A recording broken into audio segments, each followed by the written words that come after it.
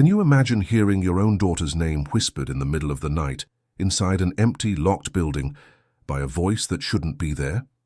At 3:47 a.m., Rick Davison froze in the narrow, silent hallway of the old municipal archives in Ashford, Connecticut. The air was heavy, almost suffocating, and each step echoed like a drum beating against the concrete walls. Then he heard it, a low but crystal-clear whisper coming from behind the locked door of room 19. A name, a single name that made his heart race and his hands tremble around the flashlight. Sarah, his daughter's name. But how? Sarah was at home, sleeping peacefully in her bed, miles away. Rick knew this because he had checked before leaving for his night shift. What would you do if you were in his place? Ignore it. Run away. Rick couldn't move. The voice continued, soft and insistent, as if calling for someone dearly loved. Sarah. Sarah. It didn't make sense. That name belonged to someone who died more than 40 years ago. A child lost in a tragedy that his family erased from memory. And now there, in that abandoned place full of buried secrets, the name resurfaced from the shadows. Stay with me until the end, because what happened after that night will leave you speechless. Rick tightened his grip on the flashlight and took a step toward the door. It was then that he realized something that transformed his fear into true terror. The voice wasn't coming from inside room 19. It was coming from below, from the ground, as if someone were trapped underground, screaming for help through the cracks in the ancient concrete. Have you ever experienced that? Ever felt that icy chill run down your spine when something inexplicable happens right in front of you? Rick was about to discover why that name shouldn't exist in that place, and the truth he found wasn't just about ghosts or hauntings. It was about protection, about love beyond death, and about a desperate warning from 40 years in the past to save a life in the present. And before I tell you what Rick discovered in that icy underground, I need to ask you something. If this story is affecting you, if it's already given you chills or reminded you of something inexplicable that happened in your life, leave a comment below. Seriously, I read them all. Sometimes the best stories come from you, real people who have lived through things that logic can't explain. Have you ever heard something that shouldn't be there? Have you ever felt a presence trying to warn you of some danger? Tell us about it, because this community is made up of exactly that. People who believe there's much more between heaven and earth than our limited minds can comprehend. And look, if you're enjoying this story, if you're stuck here with me wanting to know what happened to Rick and why that name kept echoing in that empty building, click that like button below. It might seem silly, but every like you give shows the algorithm that this kind of content matters, that real stories of mystery and emotion deserve to be shared. That's how this channel grows and manages to reach more people who, like you, love to delve into these chilling tales. And if you're not yet subscribed to the channel, hit that red button now and activate the bell. Your participation here is what makes this channel grow and reach more people with this kind of genuine content, without beating around the bush, straight to the point of what really matters. I know this topic is relevant to you, and when you subscribe, you ensure you won't miss any new stories I bring every week. Stories that will make you question everything you thought you knew about the world around you. Now, going back to that night in Ashford, Connecticut, Rick was faced with an impossible choice. He could simply leave, finish his shift, and pretend nothing had happened. But that voice, that whispered name coming from the depths of the building, wouldn't leave him in peace. Rick Davison was 52 years old, and his life seemed to finally be finding some balance after so much chaos. The divorce had been complicated, the kind that leaves deep scars and makes you question every decision you've made in the last 20 years. He needed peace, silence, a place where he could simply exist without demands or conflicts. That's why he accepted the job as a night watchman at the Ashford Public Records Department. Old files, empty corridors, no movement. Perfect for someone seeking a tranquility, who needed to rebuild his own mindset after seeing everything crumble. The only constant presence in Rick's life now was Sarah, his 16-year-old daughter, who divided her time between her mother's house and his. She was all that remained good in his journey, the only thing that made sense when everything else seemed to have lost its purpose. During his first few weeks on the job, Rick thought he'd made the right choice. The building was old but safe. The nights were long, but peaceful. He made his rounds, checked the doors, drank coffee, and read books to pass the time. It was exactly the kind of predictable routine he needed at that moment of personal transformation, but it was in the first week that something began to bother him. A small, almost imperceptible detail that he tried to ignore several times. Always at 3:47 in the morning, without fail, a whisper echoed through the corridors. Low, almost inaudible, like a distant murmur coming from some forgotten corner of the building. At first Rick attributed it to the old pipes, the wind hitting the poorly sealed windows, perhaps even to his own tired imagination after hours alone in that silent place. But the hidden truth began to reveal itself little by little. The whisper wasn't random. It wasn't a product of chance or some rational explanation that he could easily accept and file away in the drawer of coincidences. There was a pattern there, an intention that Rick still couldn't fully understand, but which was already beginning to keep him awake even during the day, when he should have been resting. It was as if someone was calling, patiently waiting for an answer that never came. And the more Rick tried to ignore it, the closer that sound seemed to get, to take shape, to become something impossible to deny.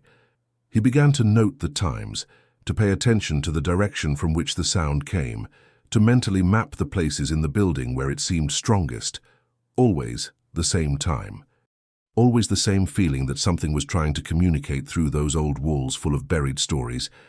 The impact of that on Rick's life was greater than he cared to admit. He began to feel a growing anxiety as the night wore on and the clock approached 3:47. His mind, which should have been focused on rebuilding his life, was now obsessed with that mystery that repeated itself every night like a broken clock stuck in a single moment. And then came that particular night when everything changed, when the whisper ceased to be just an undefined sound and transformed into something much more personal, much more terrifying. Because for the first time, Rick could hear with absolute clarity, and what he heard chilled his blood. It was a name, and it wasn't just any name. It was Sarah, his daughter's name, the only person in the world he still had to protect, to love, to live for. And now that name was being whispered by an unknown voice inside an empty building in the middle of the night, coming from a place he still didn't have the courage to fully explore. What Rick was about to discover would change not only his understanding of that place, but of his own family's entire history. The human mind has an incredible capacity to rationalize the inexplicable, to create logical justifications for what we cannot comprehend. Rick did exactly that in the first few weeks.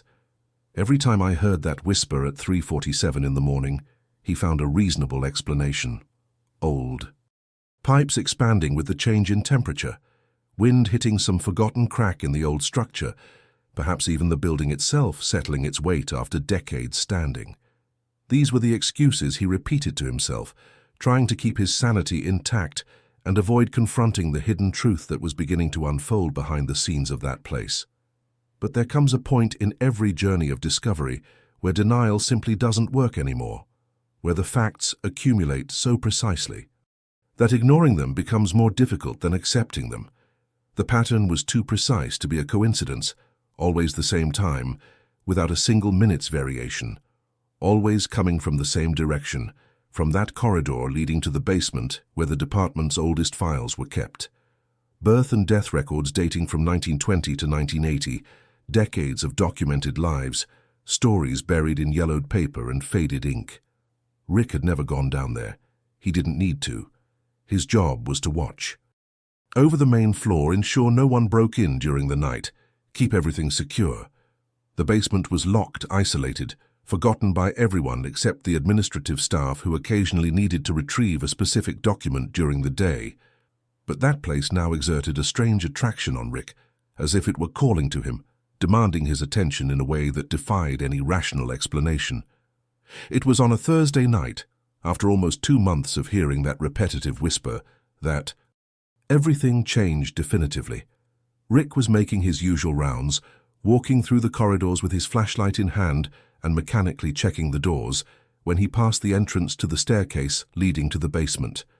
And then he heard it with absolute and terrifying clarity. It was no longer a distant, undefined murmur. It was a voice, a low, soft, almost childlike voice, and it was saying a name: Sarah. His heart raced so violently that he had to stop and put his hand on the wall to avoid stumbling. That was his daughter's name. It wasn't his imagination. It wasn't a coincidence. It wasn't the wind or the pipes or any other excuse his mind tried to fabricate to protect him from the impossible reality that was manifesting itself right there, just a few meters away. The emotional impact of that moment was devastating. Rick felt all the certainties he had built crumble in a matter of seconds. How could that place know his daughter's name? How could a voice coming from the basement of an empty building be calling for Sarah, specifically, intentionally? Coincidence was out of the question. There were billions of names in the world, thousands in Ashford alone, but that voice chose exactly that one. It was personal, it was targeted, and worse still, it was urgent, as if desperately trying to draw his attention to something he couldn't yet understand. Rick stood there for several minutes, his breathing heavy, sweat dripping down his forehead despite the cold that always dominated that corridor. He knew he had two options at that critical decision point. He could simply leave, finish his shift, quit the next day, and never return to that place. Or he could do what every paternal instinct within him was screaming at him to do: go down to the basement and find out why his daughter's name was being whispered in the depths of that dead file. The transformation that occurred within Rick at that moment was profound. He ceased to be merely a night guard, fulfilling a tedious shift, and became a father determined to protect his daughter from a threat he didn't yet fully understand, but which he felt deep down was real and imminent. He returned to his desk, picked up the extra set of keys that included access to the underground, and began to mentally prepare for what he was about to do. If you're feeling the same tension Rick felt at that moment, if you're hooked on this story wanting to discover what he found down there, then subscribe to the channel now, because you're part of this community of people who aren't afraid to delve into the deepest and most disturbing mysteries of reality.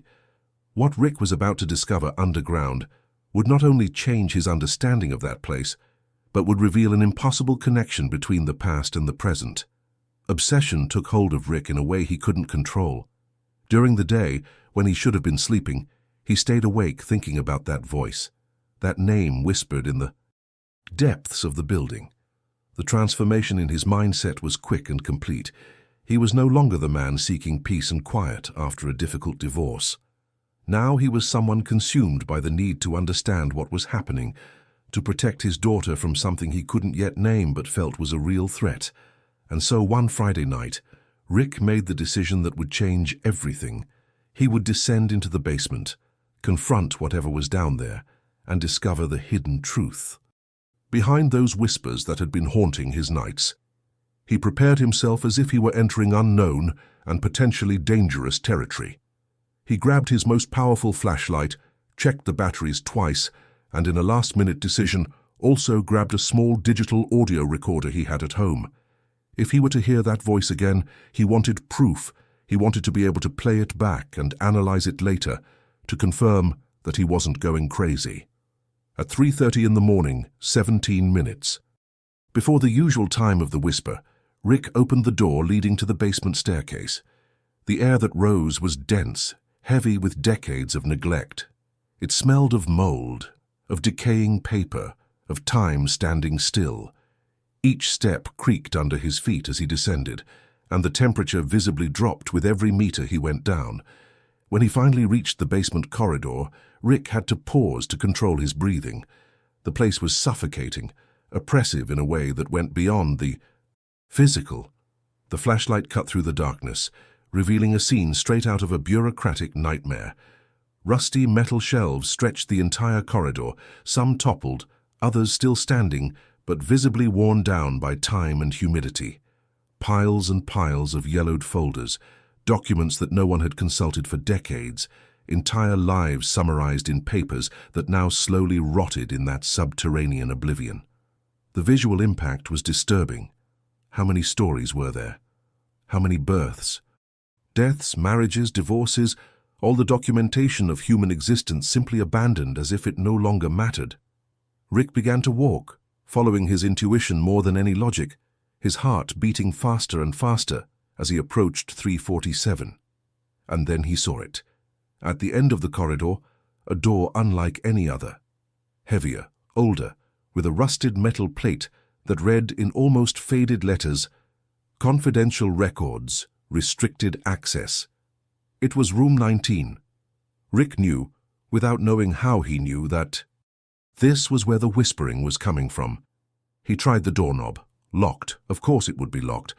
That room probably hadn't been opened in decades, but Rick hadn't come all this way to give up now. He examined the old lock, grabbed a multi-tool he always carried on his belt, and began to carefully force the mechanism. It took a few minutes of tense work, but finally the lock gave way with a dull click that echoed through the empty corridor. The door opened heavily, creaking on its rusty hinges.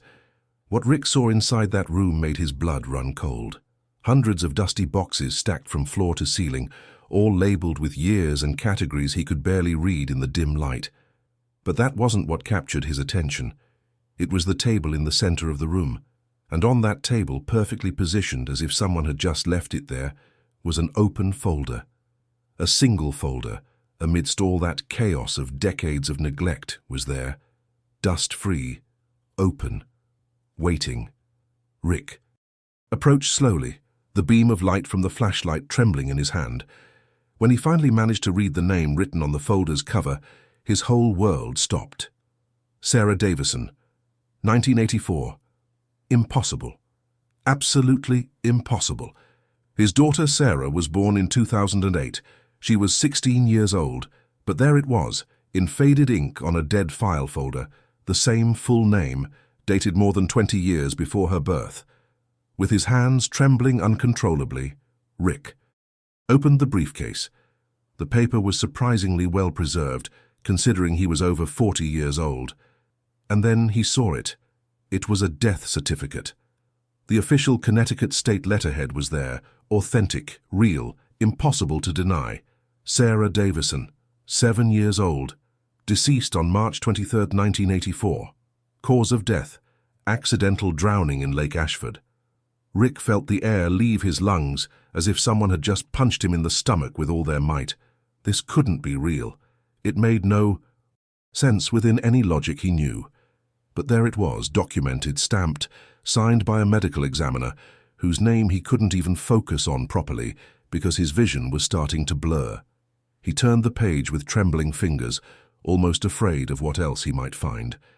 And that's when the hidden truth revealed itself in such a disturbing way that Rick had to lean on the table to avoid falling. There was a photo attached to the document. A black and white photo, faded by decades, but still perfectly visible.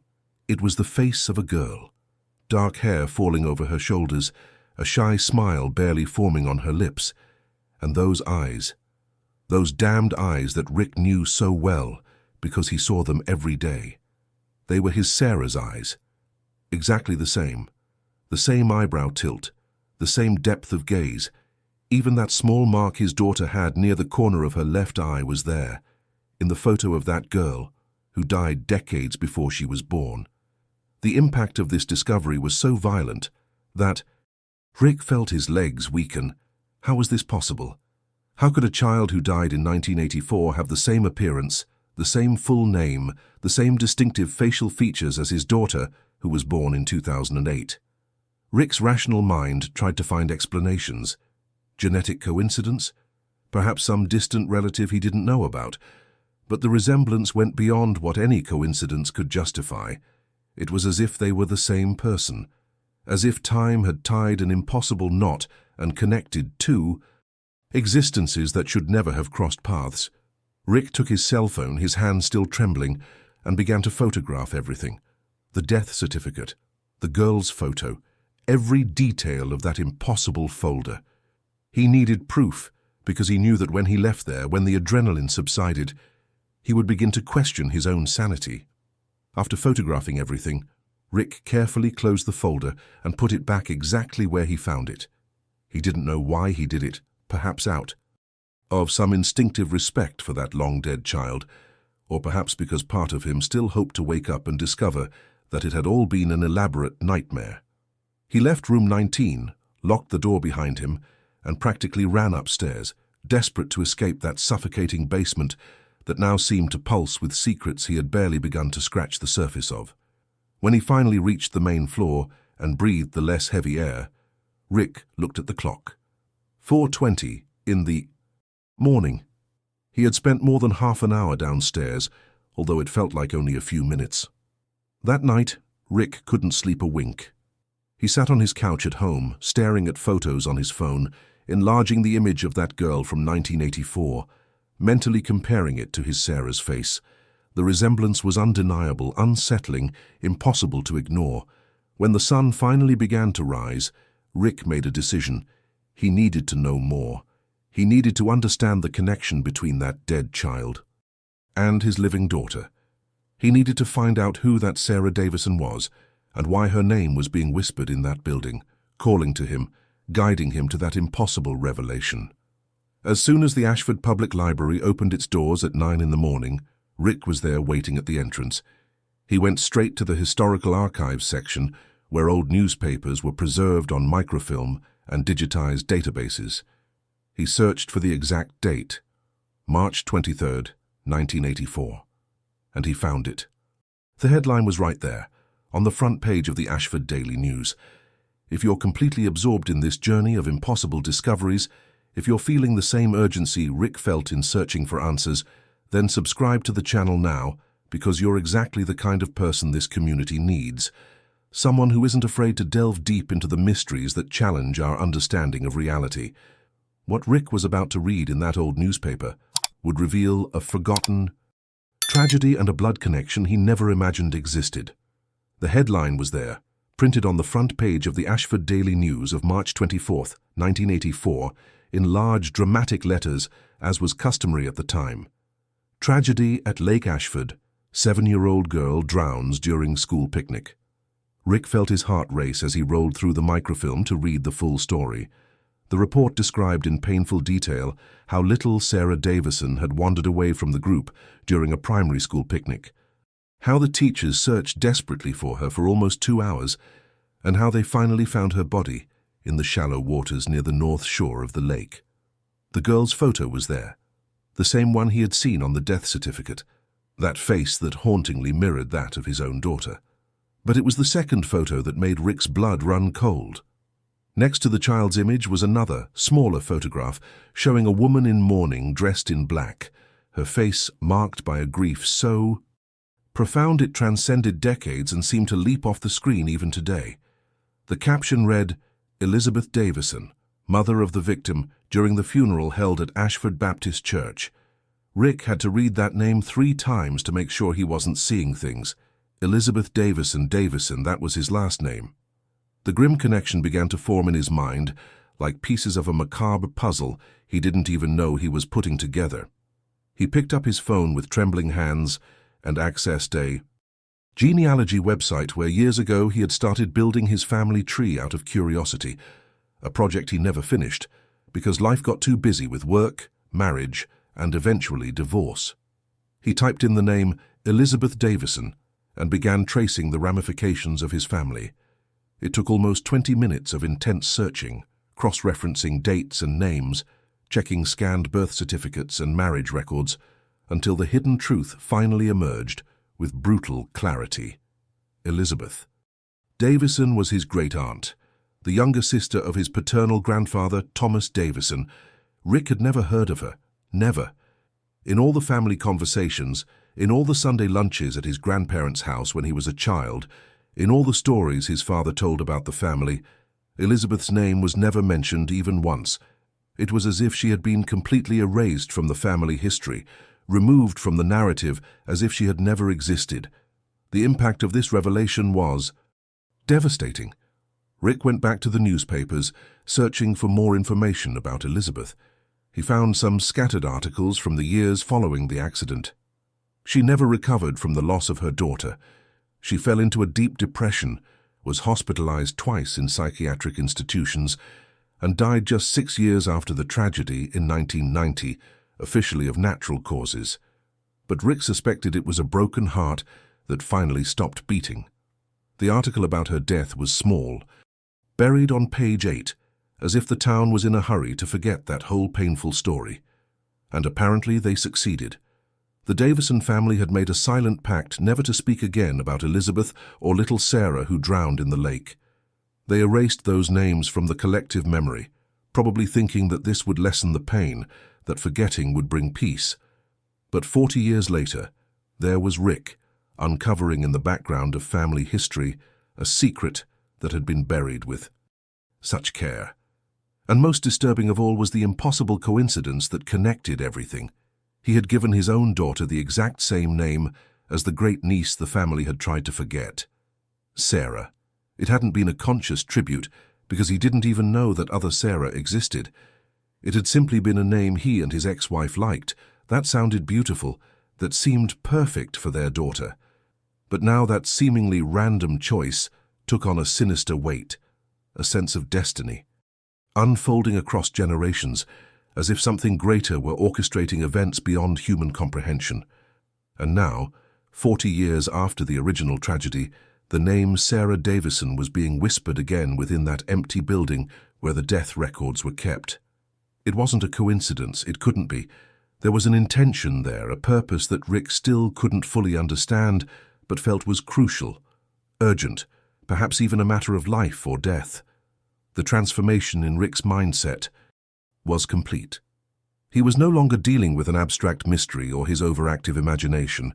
He was dealing with something that spanned generations of his own family, something that connected the forgotten past with the present in a way that defied any rational explanation. Rick was about to return to that basement and directly confront whatever was trying to communicate with him through those nightly whispers. Rick spent the entire day in a state of almost unbearable tension. Every passing minute brought him closer to that night, to that moment when he would have to return to the underground and confront whatever was trying to communicate with him through those whispers. The transformation that had taken place within him throughout that day was profound. He was no longer the skeptic seeking rational explanations. Now he was a man who had seen too much evidence, too many coincidences, too many connections to deny that something supernatural was happening, and more importantly, he was a father who felt deep in his soul that his daughter was involved in this in some way he didn't yet fully understand. When it was finally time to go to work, Rick entered the building with unwavering determination. He was going to get answers that night, no matter what. He went straight to the basement as soon as his shift began, not waiting for 3:47. He descended those stairs with firm steps, his flashlight illuminating the path, his heart pounding but his mind strangely calm. He reached room 19 and stood there waiting, observing the locked door as if he could force it to reveal its secrets with just the intensity of his gaze. And then, punctually like a clock that never fails, at 3:47 in the morning, the whisper returned. But this time it was different. It was louder, more urgent, laden with a hopelessness that made the air seem heavier. Sarah, Sarah, Sarah. The name echoed through the corridor in a way that seemed to vibrate in the walls, on the floor, inside Rick's own chest. He took a step toward the door and stopped, completely shocked. The door to room 19 was open, wide open, gaping like an invitation or perhaps a trap. Rick knew with absolute certainty that he had locked that door the night before. He had checked twice, but there it was, open, revealing the darkness inside like a mouth waiting to swallow anyone who dared to enter. Rick took a deep breath, adjusted the flashlight in his hand, and crossed that threshold. What he saw on the other side made his blood run cold in a way that no previous discovery had managed. In the farthest corner of the room, partially obscured by the shadows that the flashlight's light couldn't completely dispel, there was a shape. A small shadow, the size of a child, standing completely still. It didn't move. It didn't breathe. It just watched with a stillness that was far more terrifying than any movement could be. Rick's voice faltered as he tried to speak. He had to clear his throat and try again, forcing the words out with a conscious effort of will. "What do you want?" The words came out trembling. almost a whisper that mirrored those he had heard all those nights. The shadow didn't answer with words. It simply raised what appeared to be a small arm and pointed. Rick followed the direction indicated by the beam of his flashlight and saw a specific box on one of the shelves, marked with a yellowed label that simply read, E. Davison, Personal, with steps that seemed to belong to someone else. Rick approached the box, carefully removed it from the shelf and placed it on the dusty table. Inside, among old letters and faded photographs, he found a worn, leather-bound notebook. A diary. Elizabeth Davison's diary. Rick's hands trembled as he opened that intimate object, that record of the deepest thoughts of a woman who died decades ago, carrying unimaginable pain. He flipped through the pages quickly, seeing notes about daily life, about little Sarah, about happy moments that now had a tragic weight, knowing how it all ended. And then he reached the last pages, the notes from the days before the accident. The writing was more hurried, more desperate. Elizabeth wrote about bad premonitions, about disturbing dreams involving water, about a growing sense of dread that she couldn't explain but that consumed her. And then came the last note, made the day before the school picnic, written in a shaky handwriting that revealed the author's emotional state. Rick read those words and felt the impact of each sentence like a physical punch. I shouldn't have allowed it. She shouldn't have gone. I always knew. That place is cursed. And now, period. She'll never leave. The words ended there, abruptly, as if Elizabeth had been interrupted or simply couldn't continue writing. Rick looked up to where the small shadow had been, but it had disappeared. The corner was empty. But the message was clear now. Elizabeth knew. Even before it happened. She knew. Something terrible was going to happen at that lake. And she let her daughter go anyway, perhaps because of social pressure, perhaps because she didn't trust her own instincts, perhaps because no one ever believes that the tragedies we imagine will actually come true. If you are completely absorbed in this journey of revelations that span generations, if you feel the urgency to understand what all this means for Rick and his daughter Sarah, then subscribe to the channel now, because you are part of this community that understands that some stories transcend time and connect past and present in ways that our logic cannot explain. Rick was about to discover why that child, dead for 40 years ago, was desperately trying to communicate with him through those nightly whispers. Rick continued reading the diary with feverish intensity, flipping through previous pages, searching for more context, more information that could explain that last desperate entry. And then he found it. Several entries scattered throughout the months leading up to the accident, where Elizabeth described her research on Ashford Lake. She had gone to the library, just as Rick had done, and had discovered a disturbing pattern that local history preferred to ignore. Over almost 60 years, from 1920 to 1984, at least 8 children had drowned in that lake. Always in similar circumstances, always during school events or family picnics, always in shallow waters where they should theoretically be safe. Elizabeth had written in shaky handwriting that that place was marked, that there was something deeply wrong with that lake, something that attracted tragedies, like a magnet attracts iron. But what disturbed Rick most was a specific note Elizabeth had made 3 weeks before her daughter's death. She wrote about a recurring dream where she saw her adult Sarah in the future, desperately trying to warn other children about the danger of the lake. Elizabeth interpreted this as a premonition that, if her daughter died, her spirit would be trapped in that cycle of tragedies, unable to rest while other children remained at risk. It was an interpretation that could be dismissed as superstition or maternal paranoia, if it weren't for the fact that 40 years later, there was Rick, reading those words while listening to whispers coming from a shadow that seemed to be exactly what Elizabeth had foreseen. The hidden truth was revealing itself layer by layer, and each new revelation made everything more urgent, more real, more impossible to ignore. It was then that Rick sensed a presence closer. He looked up from his journal and saw that the shadow had moved. It was no longer in the far corner.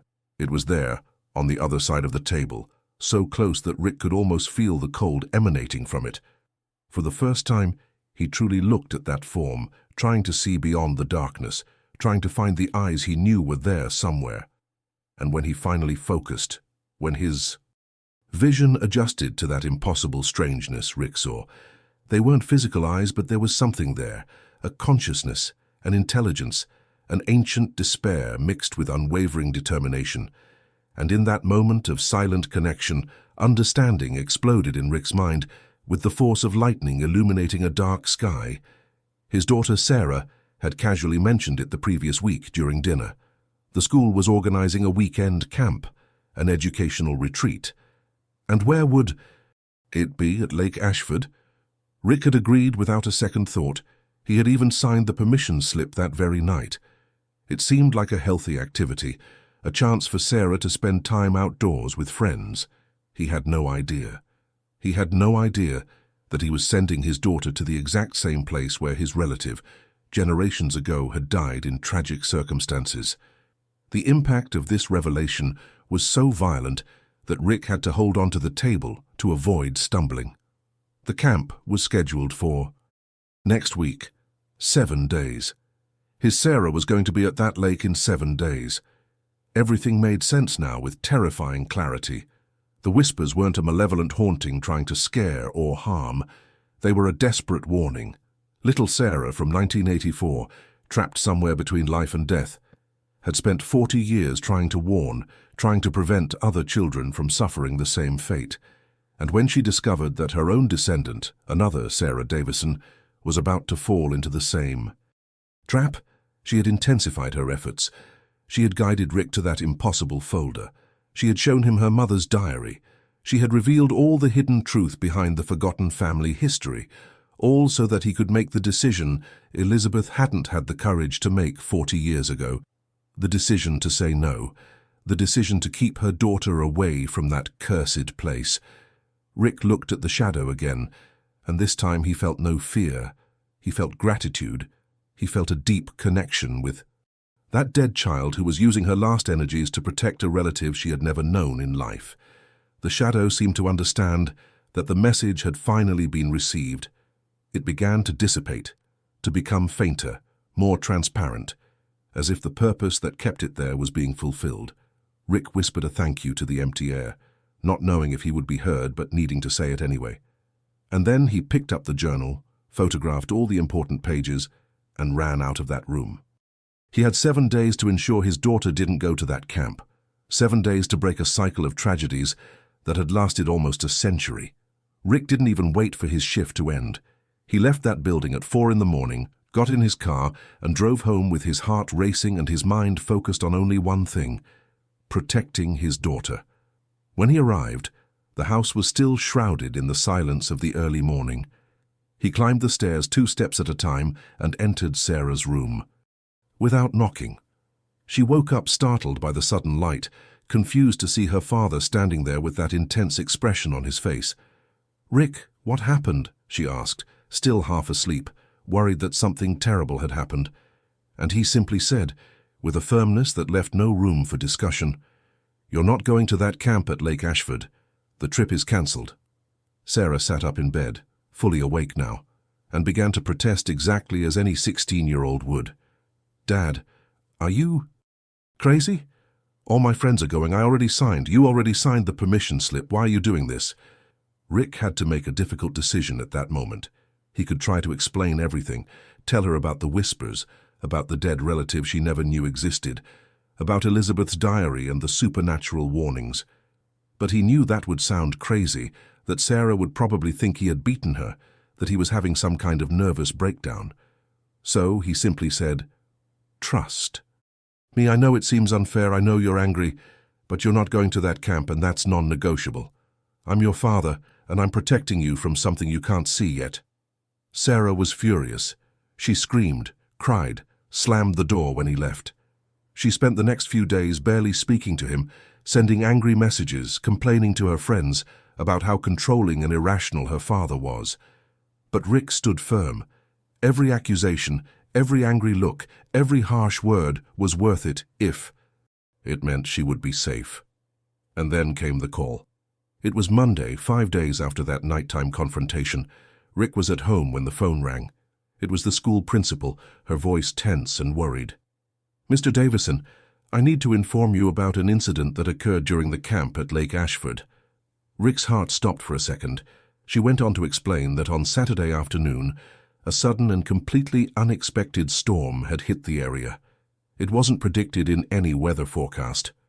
It appeared out of nowhere, with violent winds that created dangerous waves even in the shallow parts of the lake. 3 students who were swimming near the shore were caught off guard and nearly drowned. The teachers managed to rescue them in time, but it was a close call. Everyone was fine now, just shaken. The principal was calling all the parents to inform them about the incident and reassure them that stricter safety measures would be implemented in the future. Rick thanked her for the call.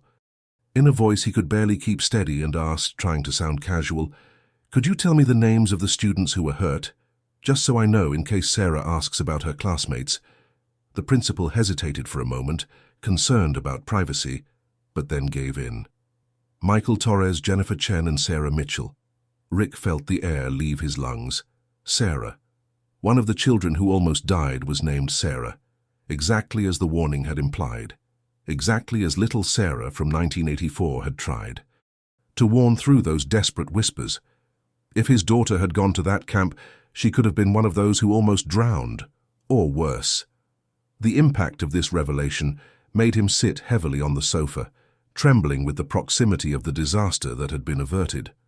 That night, Rick returned to the Public Records Department for the last time. He went down to the basement with a bouquet of white flowers he had bought on the way. He entered room 19, which now seemed like just an old room full of dusty files, devoid of any supernatural presence, no shadow waiting in the corners. He carefully placed the flowers on the table where he had found the folder from that first night, and he whispered to the silence, "Thank you, Sarah. You saved her. You saved my daughter. Rest now. You fulfilled your mission." The silence that followed was different. It wasn't the heavy, expectant silence of the previous weeks. It was a peaceful, complete, final silence.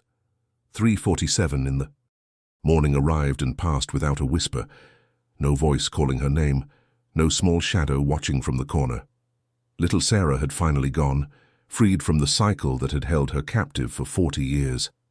At that moment, Rick understood a profound truth that would forever change his understanding of life, death, and the love that transcends both. Some souls don't haunt for revenge or because they are trapped in suffering. Some stay out of love.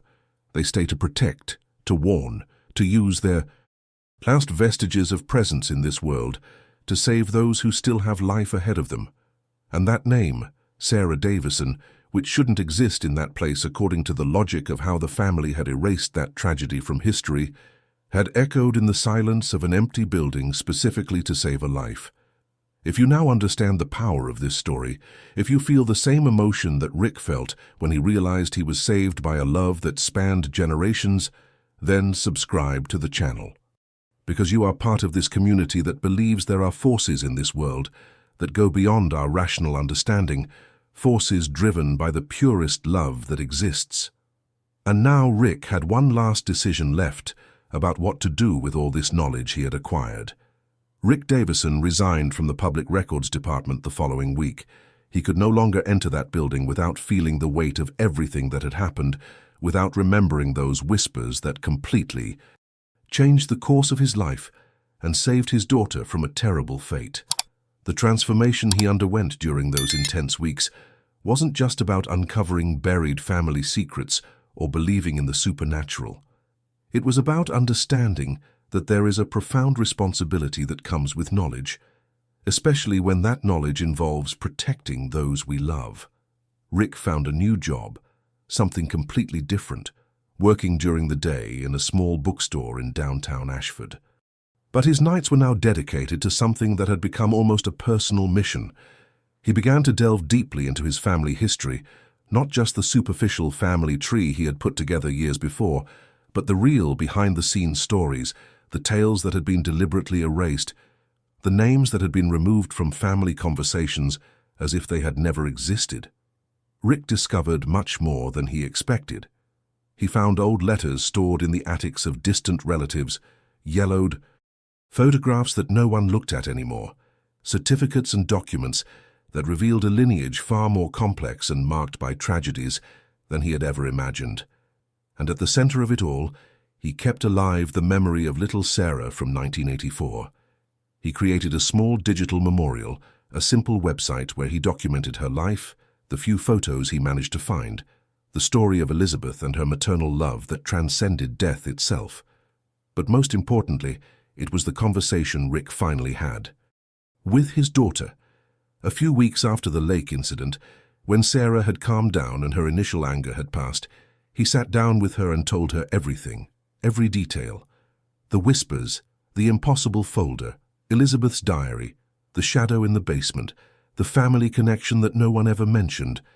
Rick expected her to laugh, to call him crazy, to dismiss the whole story as the fantasy of an overprotective father. But Sarah listened silently, her eyes widening, and when he finished, she simply said, "I believe you, Dad, because when I was angry about not being able to go to camp, I had a strange dream. I dreamt about a girl who looked like me, but younger, and she was telling me to trust you. She said you were protecting me. I thought it was just my mind trying to make me feel better, but now I think it was her." The impact of that revelation created a connection between father and daughter that hadn't existed before.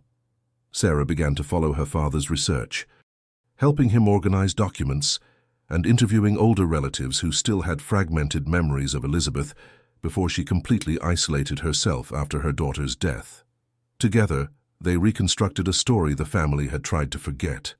And in doing so, they honored not only the memory of that lost child, but also acknowledged the impossible love that had spanned decades to protect a descendant she never knew in life.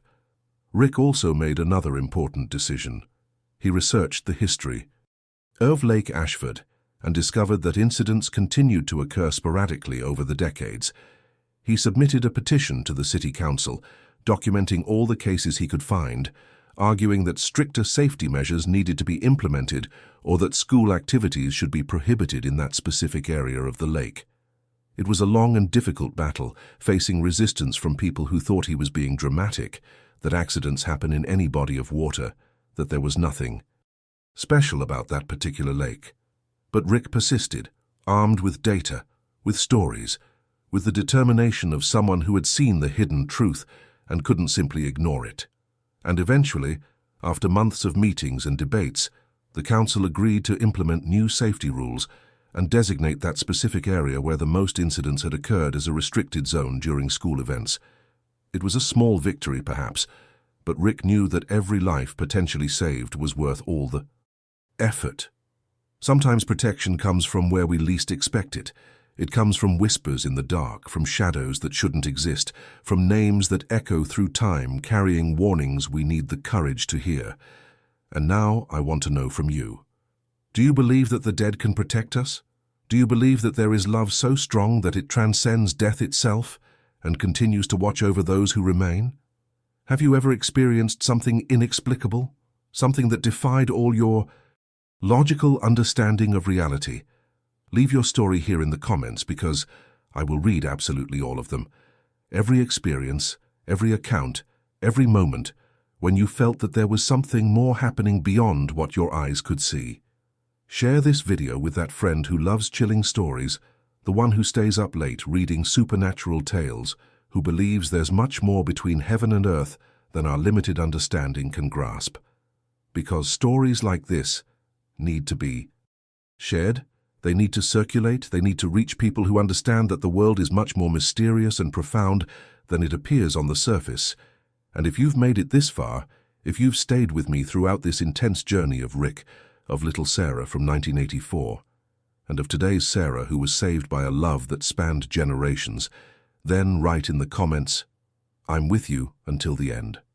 I want to know who are the people who truly connected with this story, who felt every moment, every revelation, every shiver along with me. And look, I have a video right here that you need to watch now. It's about another real case of supernatural warnings that saved lives, but in a completely different way than what you just saw. It will complement everything we've talked about here and will make you see these phenomena from an even deeper perspective. Click on it and continue with me there, because the journey doesn't end here. There's much more mystery, many more hidden.